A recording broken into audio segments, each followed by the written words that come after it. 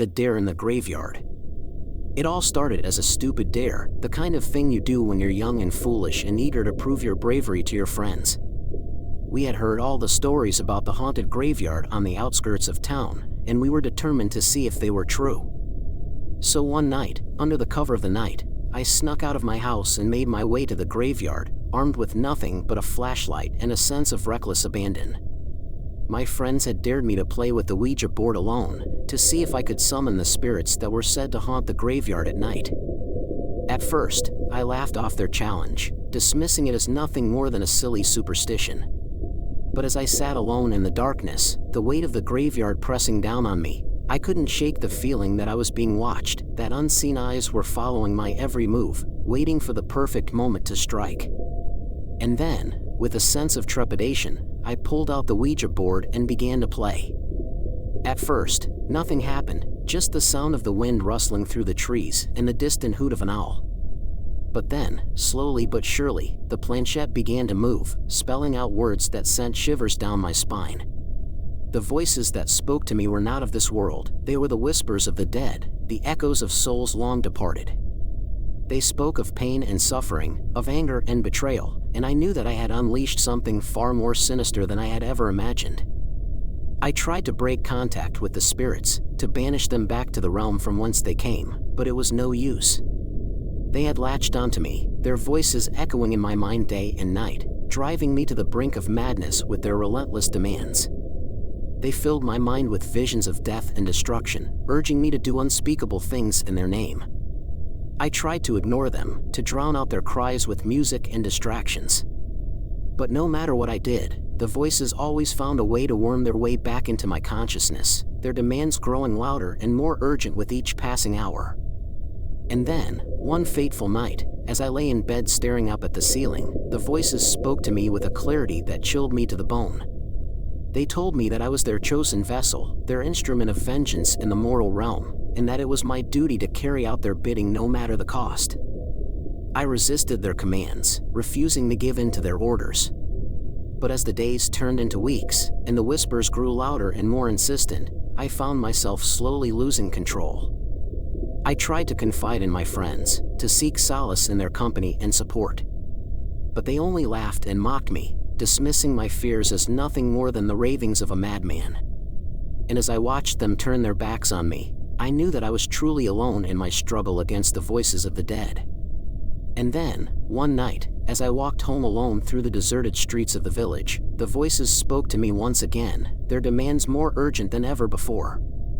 They told me that the time had come to enact their revenge, to unleash the full force of their wrath upon those who had wronged them in life. I tried to resist their influence, to shake off the grip of their spectral fingers, but it was futile. Their presence lingered like a foul stench, poisoning every aspect of my existence and leaving me trapped in a nightmarish cycle of fear and paranoia. No longer able to distinguish between reality and delusion, I found myself isolated, alone and abandoned. The only friends I now knew were the deceased in my head.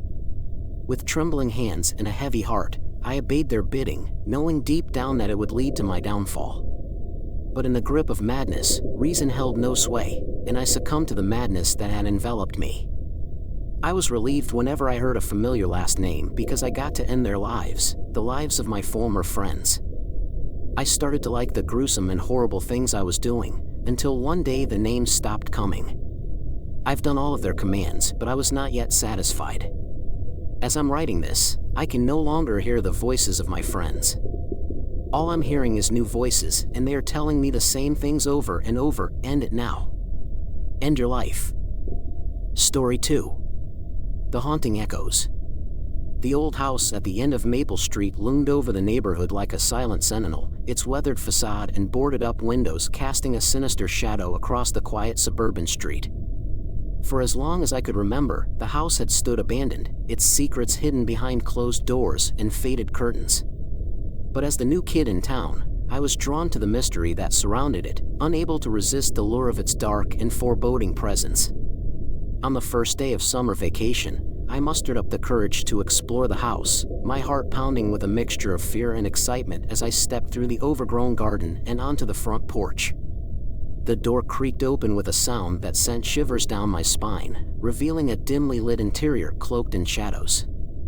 As I ventured further into the house, I felt as though I was being watched, the hairs on the back of my neck standing on end as I listened to the eerie whispers that echoed through the empty rooms.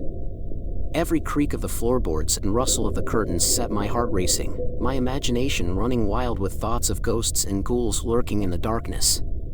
But as I reached the top of the staircase and peered into the darkness of the hallway beyond, I saw something that made my blood run cold, a pair of glowing eyes staring back at me from the shadows. Frozen with fear, I watched as the eyes moved closer, their unearthly glow illuminating the face of a young girl with hollow cheeks and sunken eyes. Before I could react, the girl vanished into thin air, leaving me alone in the darkness with nothing but the echoes of her haunting laughter ringing in my ears. Trembling with fear, I stumbled out of the house and into the safety of the sunlight, my mind reeling with the knowledge that I had encountered something beyond my comprehension.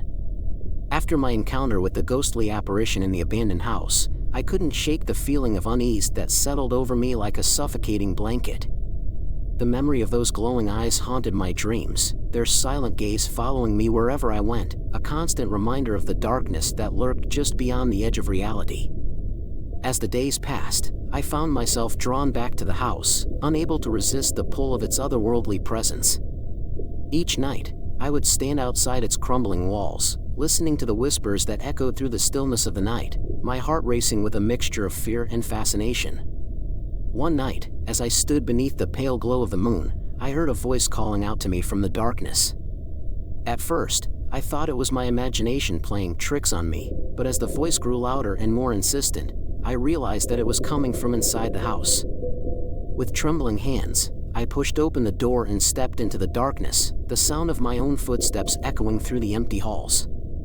As I made my way deeper into the house, the voice grew louder, its words becoming clearer with each passing moment. It spoke of secrets long buried, of sins committed in the dead of night, and of a darkness that threatened to consume everything in its path. And as I listened, I felt a chill run down my spine, for I knew that the voice spoke the truth, that something evil lurked within the walls of the old house, waiting to claim its next victim. But despite the fear that gripped me, I couldn't tear myself away from the source of the voice. It called to me with a siren song, drawing me ever closer to the heart of the darkness that lay hidden within. I've managed to snap back to reality and leave that damned place. But my obsession with the abandoned house grew, consuming my every waking thought and driving me to the brink of madness. I spent hours poring over old newspaper clippings and dusty books in the local library, searching for clues to the house's dark past and the identity of the ghostly girl who haunted its halls. But the more I learned, the more I realized that some secrets were meant to stay buried. The house had once been the home of a wealthy family, but tragedy had struck when their youngest daughter, Emily, had disappeared without a trace.